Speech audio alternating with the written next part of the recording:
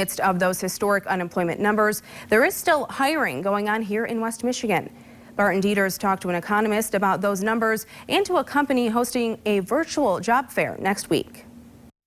The employment agency is headquartered here in Wyoming, but the job fair is as close as your telephone. The numbers today were certainly historic. Grand Valley State University economist Paul Isley is talking about the release today of national unemployment numbers, which show a rate of 14.7%, more than 3 times what the numbers were in March.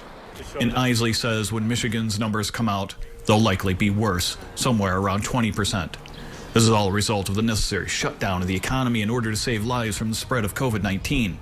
But despite the numbers, Wyoming-based Express Employment Professionals is holding what they call a virtual job fair Monday and Wednesday. Right now, we're looking for anything from forklift operators, machine operators, assembly, to customer service positions, to human resources, engineering, so really a wide range.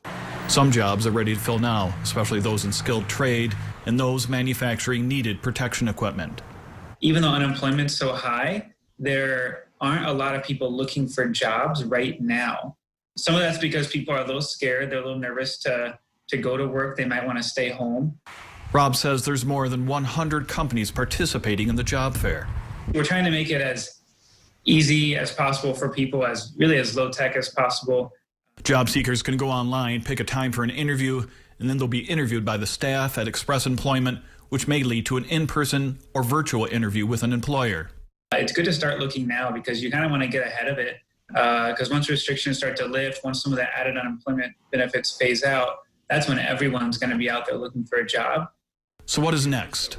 So we know that this extremely elevated unemployment is going to disappear very quickly once we're able to start reopening parts of the economy.